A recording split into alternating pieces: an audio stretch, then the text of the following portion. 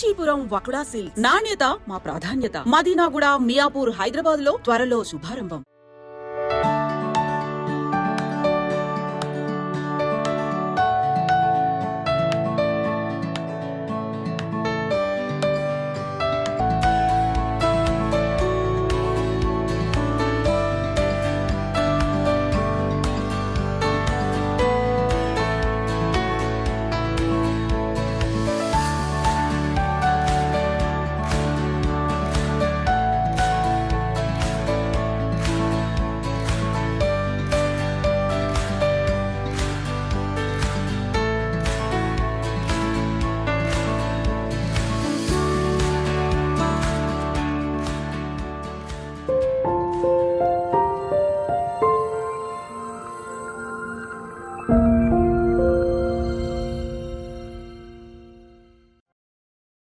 ఇంట్లో 5గురు పిల్లలుంటే సందడి సందడిగా ఉంటుంది.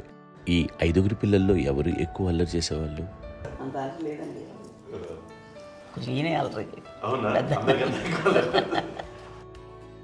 అమ్మ ఇక్కడ ఒకటి అల్లరికి, హుషారుకి, చలాకితనానికి, చిలిపితనానికి ఆ తేడా తెలుసుకుని చెప్పమ్మా.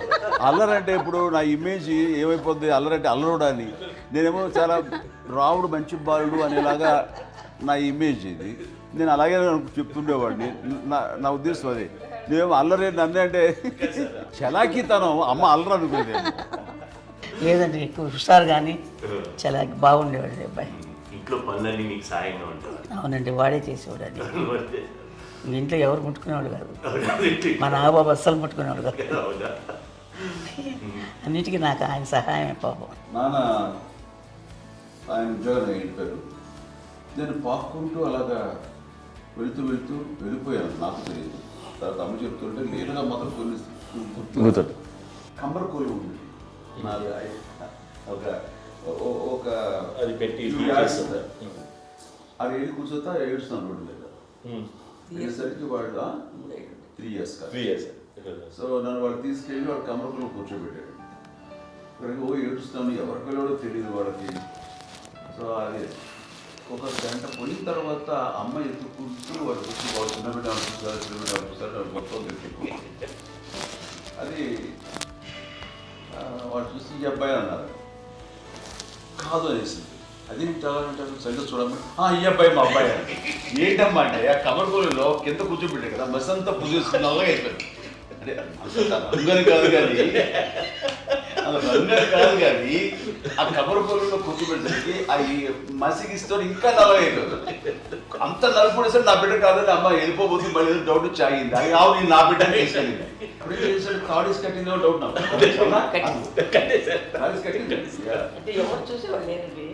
అమ్మేమో అల్లరు అనుకునేదండి. నాకేమో చిన్ననాటి మహాభాగవతం కృష్ణుడి కార్యక్రమం అనుకుంటాను. ఆయన మహానుభావులు అయ్యే వాళ్ళందరికీ ఆ లక్షణం ఉంటుందేమో చిన్నప్పుడు. కొన్నిదల కుటుంబ సభ్యులు మంచి రుచులను ఆస్వాదిస్తారని, మంచి భోజనాలని ఆనందిస్తారని అందరికీ తెలుసు. చిన్నప్పుడు వీరి ఆహారపు అలవాట్లు ఎలా ఉండేవి? ఇదేవి ఎగిరేవి ఇవి ఎవ్రీ డే 2 పూట్ల ఉండాలండి. మరి నాగబాబు పాపం ఏముంది, తిన్నట్టు ఇష్టం. మరి అన్ని రకాలుగా నాన్న కోసం చేసి పెడుతుంటే మరి తను అవి ఇష్టపడక ఆ తర్వాత లేకపోతే కోపడక ఎలా ఉంటాడు చెప్పండి. 5గురు పిల్లలు అయినా అమ్మా నాన్నలు కొంతమంది పైనే ఎక్కువ దృష్టి పెడతారు. ఈ 5గురిలో మీరు ఎవరి మీద ఎక్కువ ఫోకస్ పెట్టేవాళ్ళు? కళ్యాణ్ బాబు అండి. వాడంటే బాగా, అంటే వాడు ఏది తినేవాడు కాదు అస్సలు. ఏది ఆడికి ఏది తింటాడని ఇప్పుడు వాడికి నచ్చకపోతే, ఇప్పుడు నేనైతే నచ్చకపోతే చాలా గోల్ చేసేవాడిని. అన్నయ్యకేమో చాలా అన్నయ్య ఏదైనా ఏది పెట్టినా తినేవాడు, అసలు అడ్జస్ట్మెంట్ మెంటాలిటీ. నాకేమో నచ్చకపోతే చాలా గొడవ పెట్టేవాడిని. తిండి ఇది ఒక అన్నం, ఇదొక కూరలు అని వెళ్ళిపోయేవాడిని. అమ్మకు అమ్మతో తిట్టి నాకు వెజిటేరియన్ ఎలర్జీ ఉండేది, అంటే చిరాకు అనమాట. కళ్యాణ్ బాబు ఏంటంటే తనకి ఇష్టమైన ఫుడ్ ఉంటే తింటాడు సైలెంట్గా, బాగలేకపోతే సైలెంట్గా వెళ్ళిపోతాడు. అమ్మకి ఇదేమంటాడు, వదిలేమో తన తింటాడు. అటు నిశ్శబ్దంగా నిరసన ప్రకటించేవాడు. దాంతో వాడి గురించి చాలా ప్రొటెక్టివ్గా చూసుకునేది అమ్మ. పైగా చిన్నప్పటి నుంచి కొంచెం వాడు వీక్గా ఉండేవాడు, అంత బలమైన ఇది కాదు. దాని తర్వాత కొంచెం అందుకని అమ్మ వాడిని స్పెషల్గా చూసుకునేది. అందుకని వాడు స్పెషల్ కిడ్ అయ్యాడు ఇంట్లో. మీ అమ్మగారు మీ అక్క చెల్లెళ్ళకి ఇచ్చిన సలహా ఏంటి? అంటే ఇండిపెండెంట్గా ఉన్నాం కదా అమ్మ, ఎవరిని డిపెండ్ అవ్వద్దు, నీ పిల్లలు నువ్వే జాగ్రత్తగా పెంచుకో, ఎవరిని ఇలా చేయకు, డిపెండెంట్గా పెట్టద్దు అని ఆవిడ మాకు బాగా ఎప్పుడు ఎక్కువ చెప్తుండేది. నేను నాకు కొంచెం టఫ్ టైమ్స్లో కూడా ఆమె నీ పాటు నువ్వే ఉండాలి, ఎవరి దగ్గర ఉండదు, ఎవరింట్లో ఉండదు, మా దగ్గర కూడా ఉండదు, నీ ఇద్దరు కిలోమీటర్లు నువ్వే ఉండాలి. అది కష్టం కదండి అట్లా చెప్పడం. చెప్పారు చాలా తక్కువ చెప్పారు, బట్ నాకు అదే ఇచ్చే ధైర్యం. ఇండిపెండెంట్గా అట్లా ఒకరి దగ్గర ఉంటే నీ గౌరవం తగ్గిపోతుంది, ఎక్కడ ఉండదు. అది చాలా నాకు చాలా ఇన్స్పైరింగ్ ఉండేది అన్న మాటలు. ఇప్పుడు కూడా అది చాలా హ్యాపీగా అనిపిస్తుంది అని చెప్పింది.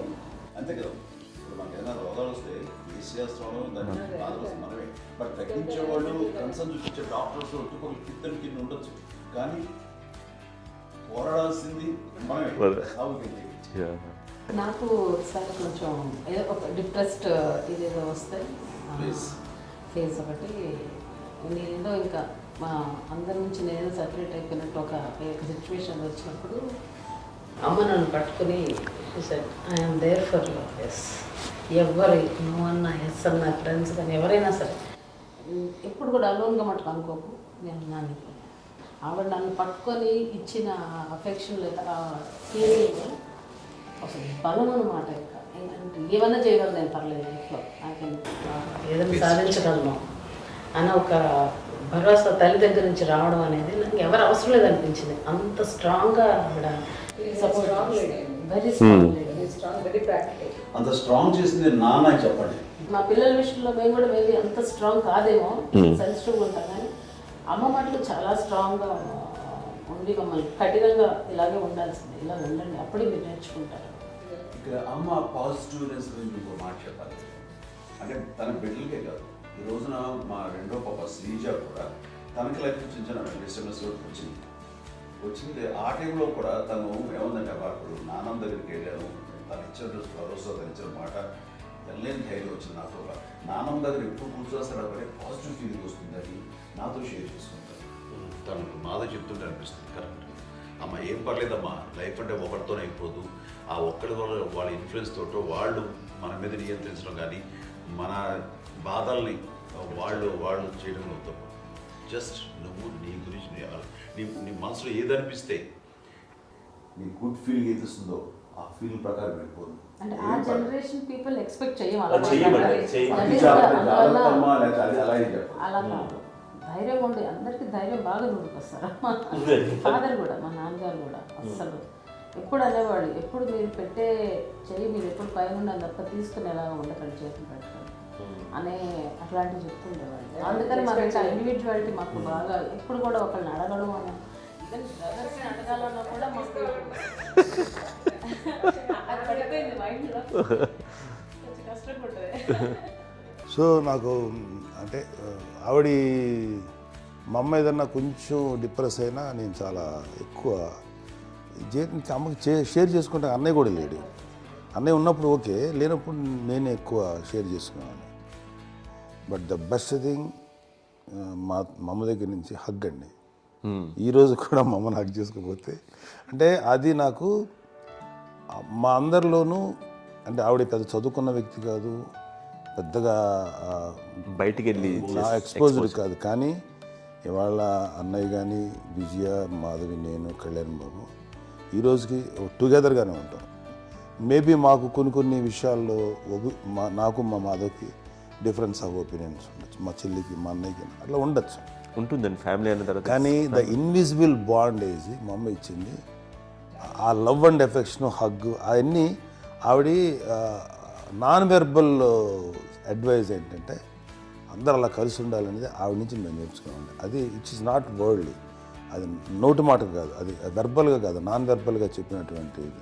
సో అందుకని అది మాకు గొప్ప, మేమందరం ఇప్పుడు అలా ఉండడానికి కారణం, అంత కలిసి ఉండడానికి కారణం, మెయిన్ కారణం మా అమ్మ అండి.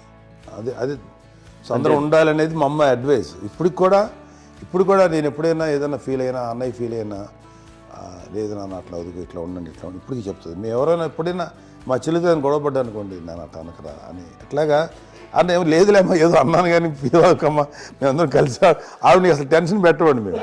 సో అలా అది ఆవిడ నేర్పించింది, అలా కలిసి ఉండటం అనేటువంటి బాండేజ్ని ఆవిడ తన ఒక హగ్తో చెప్పింది. అన్నయ్య సినిమా చూడండి, జాదుకే చెప్పాను కదా, అది మా అమ్మ దగ్గరే ఉందండి. శంకరదాదాలో చెప్తాడు చూడండి. ఇప్పుడు మోడ్రన్ వర్డ్స్లో చెప్పాలంటే మీ అందరికీ ఆవిడ ఒక వైఫై లాంటిది. Yes, you can say that. Yes yes. ఇంకొక అడ్వైజ్ కట్టేనండి, అమ్మ విషయంలో నేను గొప్పగా ఫీల్ అయ్యేది, కానీ చాలామంది పెద్దలు రిటైర్ అయిపోయి విశ్రాంతి తీసుకుంటున్నటువంటి పెద్దలందరూ కూడా ఆచరించే విధంగా ఒక విషయాన్ని నేను గమనించాను. ఇప్పుడంటే నా దగ్గర ఉంటుంది కాబట్టి ఉన్నాను. అమ్మ విడిగా ఇంకొక ఇంట్లో ఉండేది 9 సంవత్సరాలు, నాన్నగారు పూర్వం దగ్గర నుంచి ఉండేది. 5 సంవత్సరాలు ఒంటరిగా ఉండి నన్ను బిడ్డలందరూ ఎవరు మానవ వెళ్ళిపోయారు, నేను ఒంటరి అయిపోయాను అన్న ఫీలింగ్ అమ్మకు ఎప్పుడు ఉండేది కాదు. తర్వాత బిడ్డలు ఆయా వాళ్ళ టైం బట్టి వచ్చి చూసుకుంటే సరిపోతుంది. అది వారమా, నెలక, 2 నెలక, అసలు ఒకసారి రాలేని పరిస్థితిలో ఉంటుంది. 5-6 నెలల పాటు ఇదే ఊళ్ళో ఉండి పక్క వీధుల్లో ఉండి ఎవరి పనులు వాళ్ళు బిజీగా ఉండి, ఎవరి షూటింగ్ వాళ్ళు బిజీగా ఉండి, ఎవరి ప్రొఫెషన్లో వాళ్ళు బిజీగా ఉండి, ఎవరి ప్రొఫెషన్లో వాళ్ళు బిజీగా ఉండి, తన సంసారం తను బిజీగా ఉంటాను. ఒకసారి అమ్మ ఏమీ ఫీల్ అయ్యేది కదా, ఏంటమ్మా రావట్లేదు, అసలు పట్టించుకోవట్లేదు ఏంటి అంటే, అంతేలేమ్మా అని ఇలాంటి నిరసన మాటలు కానీ, ఈసరింపు మాటలు కానీ, లేకపోతే న్యూనతాభావం కానీ ఇలాంటివి ఎప్పుడు అమ్మకు లేవండి. వచ్చారు అబ్బాయి ఏం చేసి పెట్టకుండా చెప్పండి అంటూ చాలా పాజిటివ్ ఉంది. ఇప్పటికీ కూడా తను సపరేట్ కిచెన్ మా ఇంట్లో ఎంతో ఉంటుంది, వేరే కిచెన్. ఎందుకంటే అమ్మకి మోస్ట్ స్ట్రెస్ బస్టర్ వచ్చేసినా లేకపోతే ఏదో రిలీఫ్ ఏంటంటే తన కిచెన్లో కూర్చొని వండి అందరికి పెట్టాం. ఇప్పటికీ కళ్యాణ్ బాబు అక్కడక్కడ తిరిగేసి ఎక్కడెక్కడో చేసి నిరసన చేసి అన్ని రకాలుగా చేసి వస్తే అమ్మకి చాలా జాలి. ఆడేదో ఇంక మేము గుడ్లా కష్టపడుతున్నాం, కానీ ఆడి ఎండలో వెళ్ళేదో మీ టీవీలో వాటిలో అది ఎక్కువగా చూపించేసరికి వాడే కష్టపడతారు, మేము కష్టపడలేదు ఫీల్ అమ్మకి. అందులో వాడు రాగానే ఎలా వచ్చావా అని అమ్మ ఎక్కడ కళ్యాణ్ బాబు అంటే ముందు అమ్మను కానీ ఎక్కడ కళ్యాణ్ బాబు తను ఎక్కడ ఉంటాడో ఏ ఉంటుంది తెలుసు. అది తెలిసిన తర్వాత ఎక్కడ తను వాడికి ఇష్టమైన బిర్యానీ అవి చేసి చక్కగా పంపించి అన్నీ చేస్తుంది. అట్లాగా బిడ్డలకి పెట్టడమే తప్ప బిడ్డల నుంచి ఈ వయసులో ఎక్స్పెక్ట్ చేయడం లేకపోగా కొంచెం పట్టించుకోవట్లేదు అనే ఒక న్యూనత భావంలోకి వెళ్ళిపోయి సైకలాజికల్ డిప్రెస్ అయ్యే మదర్ మొత్తం కాదు. ఆ రకంగా మాకందరికీ భరోసా. మేము కూడా పెద్ద అయినా బిడ్డలు వాళ్ళ ప్రవృత్తి ఉద్యోగ రీత్యా వాళ్ళ వృత్తి రీత్యా వాళ్ళు దూరం అయిపోయి మనల్ని చాలా కమ్యూనికేషన్ గ్యాప్ వచ్చినా సరే బిడ్డలు నాకు దూరం అయిపోయి పట్టించుకోవట్లేదు. ఇలాగే చూసావా వెళ్ళి ఎంత ఇదిగా పడేవాళ్ళు గురించి ఇప్పుడు ఏమైపోయానో అన్న ఇంత కించెం బాధపడలేదు వాళ్ళకి అంటూ నెగిటివ్ సైడ్ ఆలోచించే విధానం లేనే లేదు. అది మా అందరికి ఎంత కంఫర్టబుల్ అంటే అంత ఇతగా ఎందుకోకపోతే మాధవ చూసుకుని మాధవ లేకపోతే నాగబాబు వెళ్తుంటాడు కడియడం వల్ల మా విజయ్ చూసుకుంటున్నది సరే నాకు కళ్యాణ్ బాబు తను చూసుకుంటాడు. ఇలా ఎవరో కూడా వెళ్తూ ఉంటాం. అమ్మ మాత్రం అది వెరీ గుడ్ హెల్దీ. నేను చాలా మంది తల్లిదండ్రులు చూశాను, అవును, వాళ్ళు చాలా ఇబ్బంది పడుతూ ఉంటారు. పట్టించుకోవడానికి అర్థం చేసుకోగలము కానీ వాళ్ళు వస్తే బాగుంటుంది కదా అనేది ఉంటుంది. ఫీల్ అవుతారు. అవును, అలాంటి ఫీలింగ్ ఏం లేదు. పైగా బిడ్డలు వస్తే వాళ్ళకి ఏం చేసి పెట్టాలా అనే ఆలోచన. అది వెరీ హెల్దీ. చాలా మంది ఆచరించాల్సిన గొప్ప విషయం అనుకుంటాను. చిన్నప్పుడు అన్ని ఆనందాలేనా, మర్చిపోలేని దుఃఖాలు కూడా ఏవైనా ఉన్నాయా? అమ్మ చెప్పాలంటే ఓపికకి, గృహిణిగా తన బాధ్యతలు నిర్వర్తించడానికి అండ్ అన్ని రకాలుగా టేకింగ్ కేర్. దీనికి ఒక మంచి ఉదాహరణ నేను చెప్పగలను. అది తలుచుకున్నప్పుడు నాకు చాలా ఉద్యోగంగా ఉంటుంది, నాకు చాలా కంటితలు వచ్చేస్తుంది. అమ్మకి మేము 5 బిడ్డలు అండ్ పురిట్లోనూ 1 year పెరుగో 2.5 years పెరుగో 3 బిడ్డలు చనిపోయారు. నాకు గుర్తెరిగి పొన్నూరులో నేను 6th class చదువుతున్నాను, 6వ తరగతి. అప్పుడు రమణ అనే ఒక అమ్మాయికి 2 years. రమణ అంటే మా ముగ్గురు అమ్మ, మా ముగ్గురికి కంటే పెద్దది, మా కంటే పెద్దది, కళ్యాణ్ బాబు కంటే పెద్దది, మాకంటే మధ్యలో పిల్ల. తనకి అప్పట్లో మా నాన్నగారు ఉద్యోగరీత్యా క్యాంప్కి వెళ్ళిపోతుండేవారు. ఏమి ఉంటుంది నాన్న చెప్పాలంటే ఫుడ్లో కష్టపడేవారు, ఇంకా నాన్న చెప్పినట్టు కదా, నాగో చెప్పినట్టు. కానీ ఇంటి బాధ్యత, ఇంటి పనులు, రోగాలు వచ్చినా రుచులు వచ్చినా హాస్పిటల్కి తీసుకెళ్ళాలట ఏదైనా సరే అమ్మే పడేది. ఆ శ్రమ తీసుకున్న టైంలో అమ్మకి అసిస్టెంట్కి నేను సహాయపడుతుండేవాడు ఉండేవాడు. అమ్మ నాకు ఫ్రెండ్స్ ఆడుకోవడం అలా నిజంగా ఎప్పుడు నాకు గుర్తేది నాకు తెలియదు. ఫ్రెండ్స్తో తిరగడం అని అమ్మ పట్టుకుని ఉండేవాడు. అలాంటి నేను ఆ పిల్లకి బ్రెయిన్ ఫ్యూర్ వచ్చింది. ప్రభుత్వ ఆసుపత్రి పొన్నూరులో ఆ పిల్లని చేర్పించినప్పుడు 2-3 days అయిన తర్వాత ఒక బ్యాడ్ న్యూస్ వినాల్సి వచ్చింది. తెల్లారికి కాన్షియస్ పోయింది. ఏం చేయాలో తెలియదు. అమ్మ వయసు చిన్నదే. ఇద్దరు తీసుకుని ఆ బిడ్డని నేను ఒళ్ళో పెట్టుకుని శవాన్ని, డెడ్ బాడీని రిక్షాలో ఇంటికి వెళ్ళడం ఇప్పటికీ నాకు గుర్తు ఆ విజువల్స్. అండ్ నాన్నకి తెలియదు ఏ విషయం, నాన్న ఎప్పుడు వస్తారో తెలియదు, ఎలా కమ్యూనికేట్ చేయాలో తెలియదు. అది తీసుకుని వెళ్ళిన తర్వాత ఇంట్లో పడుకోబెడుతుంటే ఏం చేయలేదు. చుట్టుపక్కల ముస్లిం సోదరులు ఉండేవాళ్ళు, ఫ్యామిలీస్ అక్కడ. అంటే మసీదు, పొన్నూరు మసీదు పక్కన మా ఇంట్లో అనుకుంది.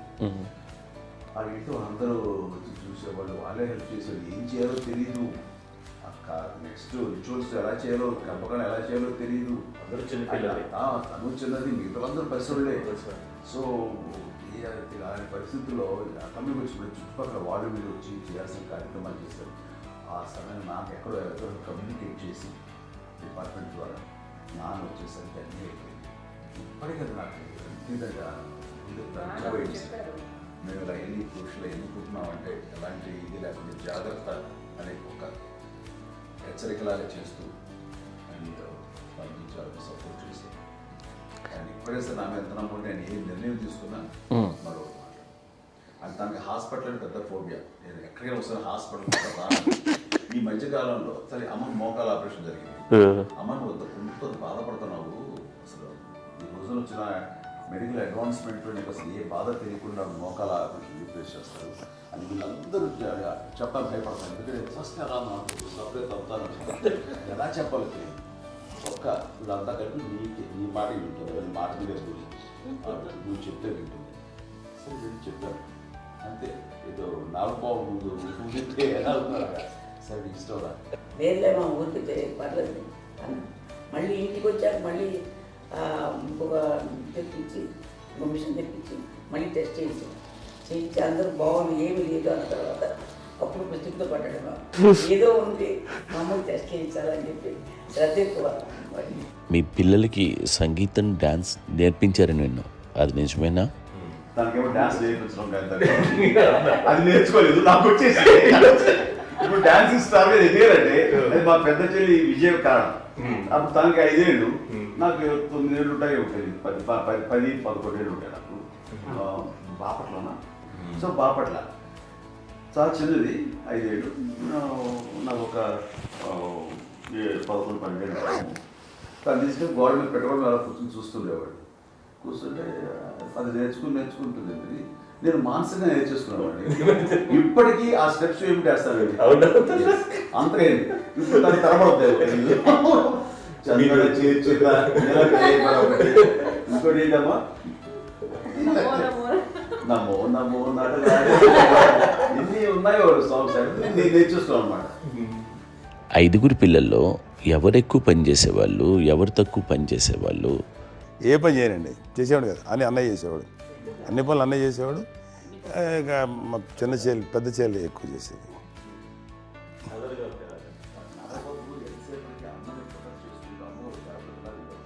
అదే అబద్ధం అండి, అది అన్నయ్య నన్ను గౌరవంగా మాట్లాడుతున్నాడు కానీ అన్నయ్య అవుట్ ఆఫ్ ప్రొటెక్షన్ మాడుతున్నాడు కానీ, అవుట్ ఆఫ్ మాడుతున్నాడు కానీ అసలు ఎప్పుడు ఏ పని చేయలే. లేదు నిజం ప్రామిస్ అండి, ఏ పని చేసేవాడు కాదు. మా ఇద్దరికి మధ్యలో పాపం అన్నయ్య చాలా పని చేసేవాడు. ఎంత పని చేసేవాడు, నేను ఇచ్చిన తర్వాత మళ్ళీ నాకు ఏదైనా చిన్న పని చెప్తే అది కూడా నువ్వే చేయనివ్వండి. ఆ కోపం వచ్చేది, కోపం వచ్చి ఒకడు కొట్టేవాడు. కొడితే కోపం వచ్చేది తప్ప నేను వెళ్ళేవాడిని కాదు. అమ్మకి ఎప్పుడు ఏంటంటే ఒక ఇదే పని చేయడని, అంతే. నిజంగా ఏ పని చేసేవాడిని కాదు. అవునా? లేదు లేదు లేదు మహాప్రేమ.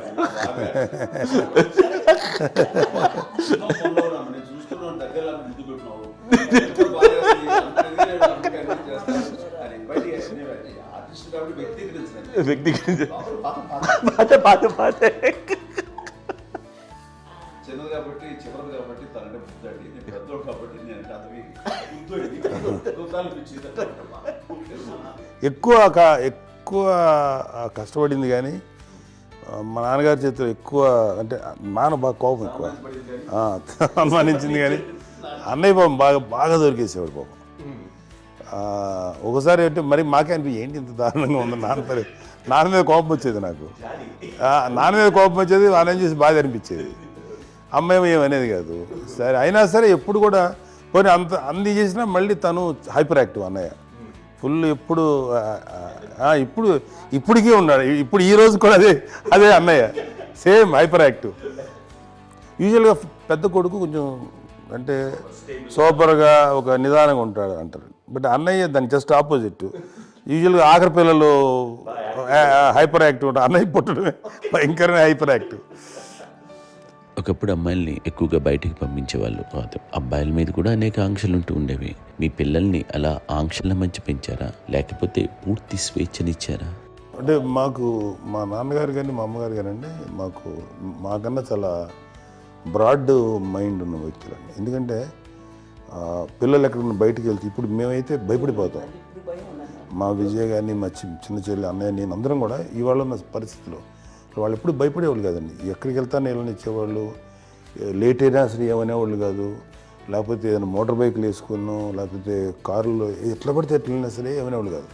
వాళ్ళు తెలియకుండానే మాకు ఒక ఫ్రీడమ్ ఇచ్చారండి. సో దట్ అదే ఆ ఫ్రీడంలో భాగమే అన్నయ్య కానీ ఇండస్ట్రీకి వెళ్ళాలంటే కూడా ఒక వ్యక్తి ఒక కొడుకు ఒక గొప్ప కెరీర్ని పర్సూ చేసుకుంటూ వెళ్తున్నప్పుడు నాన్నగాని అమ్మగానే ఓపెన్ మైండ్ తోటి అసలు నువ్వు వెళ్ళినా ఎంతకాలం వెళ్తావచ్చు, నువ్వు ప్రయత్నించని చెప్పి అలా వదిలేశారండి. అన్నయ్య కూడా ఏంటంటే మోస్ట్ రెస్పాన్సిబుల్గా వెళ్ళి చాలా మేజర్ అమౌంట్ అన్నయ్యకి కూడా పెద్ద అమ్మకు వందలు ఇచ్చేది కాదు. కరెక్ట్గా ఆ ఇన్స్టిట్యూట్లో చదువుకునేటప్పుడు ఎంత ఇవ్వాలో కరెక్ట్గా ఇచ్చేది. తనకి ఎక్స్ట్రా ఖర్చు పెట్టుకుంటే అంటే అట్లా ఉండేది పరిస్థితి. అంతే కదా, అంత జాగ్రత్తగా అన్నయ్య కూడా అంత రెస్పాన్సిబిలిటీగా రెసిప్రోకేట్ అయ్యి చేసి అందువల్ల మా అమ్మ నమ్మకం మా అమ్మగారి మా నాన్నగారి నమ్మకాన్ని అన్నయ్య ఎప్పుడు అది పాడు ఇంత నమ్మకానికి 10 times ఇచ్చాడు.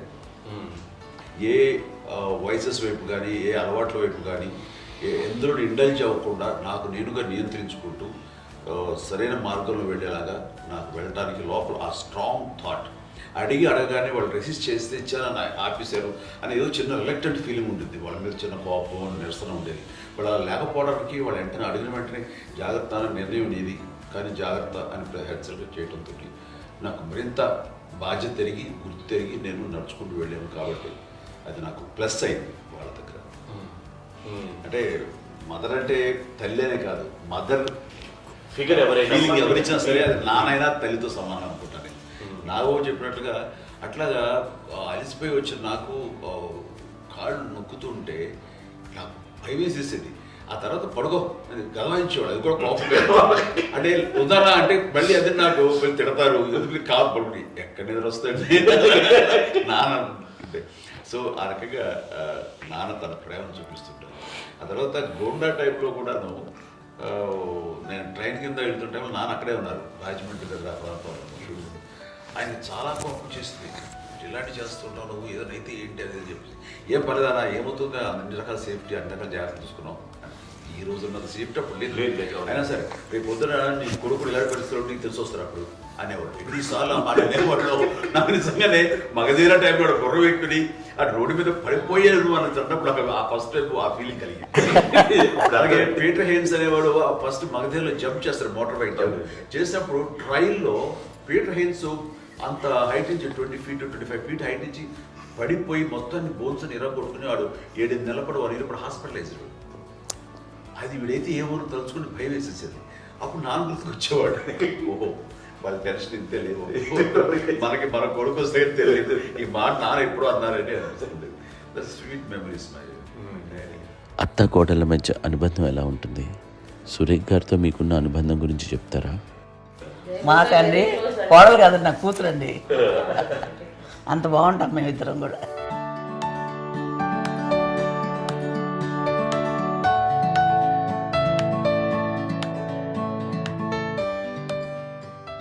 మీది ఒక అందమైన ఉమ్మడి కుటుంబం, అందరూ కలిసి ఉంటారు.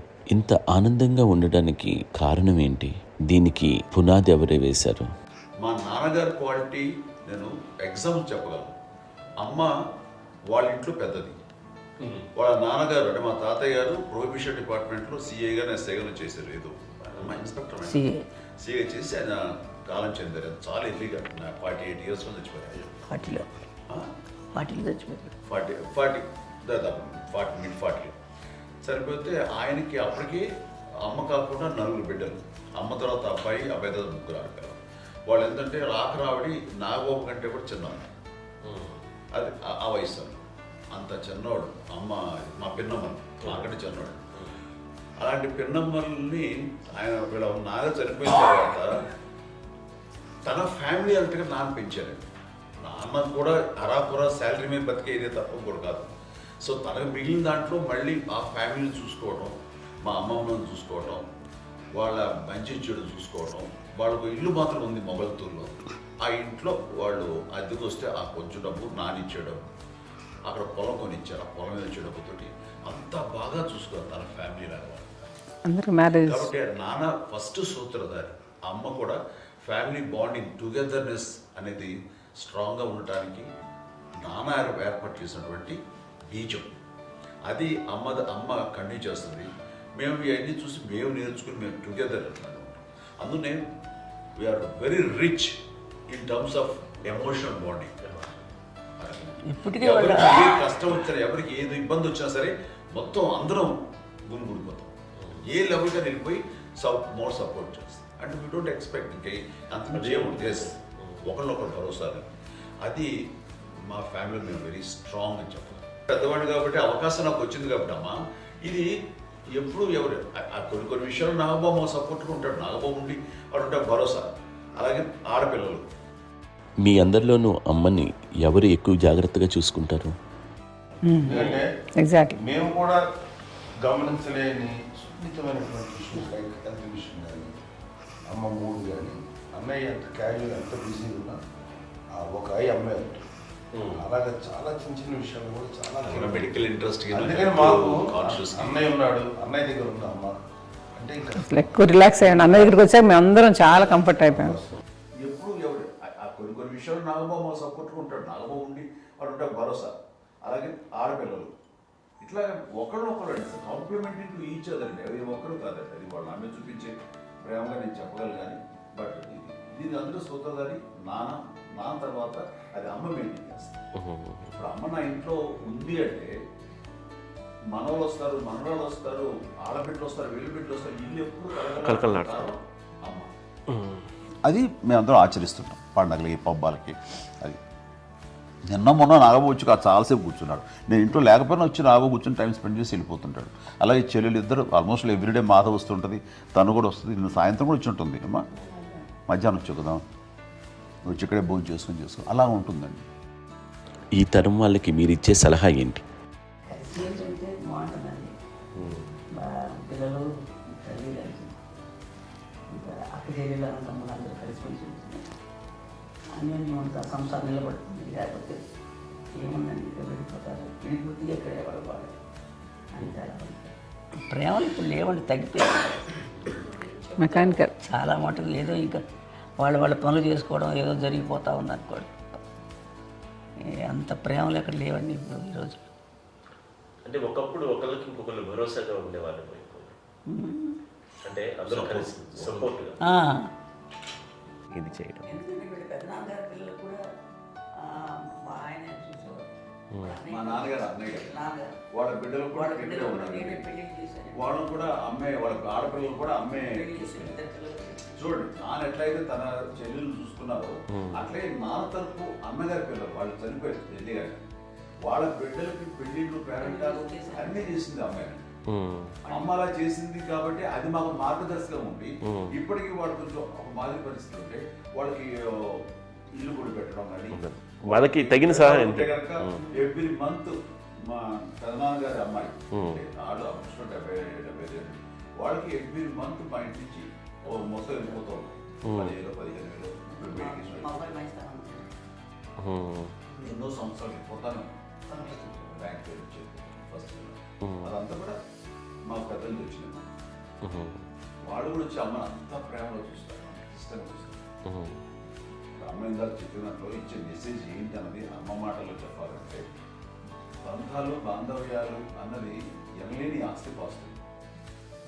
సో ఎలాగైతే డబ్బు ఎంత సంక్రమించింది, ఎన్ని ఆస్తులు వచ్చాయి ఫిజికల్గా అనే దాని మీద కంటే కూడా ఇవి ఆస్తిగా తీసుకుంటూ నేను విలువ ఎరిగి గుర్తెరిగి దాని ప్రభావం తెలుసుకుని అది కనుక మనం ఇచ్చుపుచ్చుకుంటే ఫ్యామిలీలో అంటే దాన్ని మించినటువంటి గొప్ప సంపద కష్టాలు వచ్చినప్పుడు డబ్బు తీరుస్తుంది కాదండి, కష్టం వచ్చినప్పుడు ఒక భుజం తీరుస్తుంది, ఒక చేయూత తీరుస్తుంది.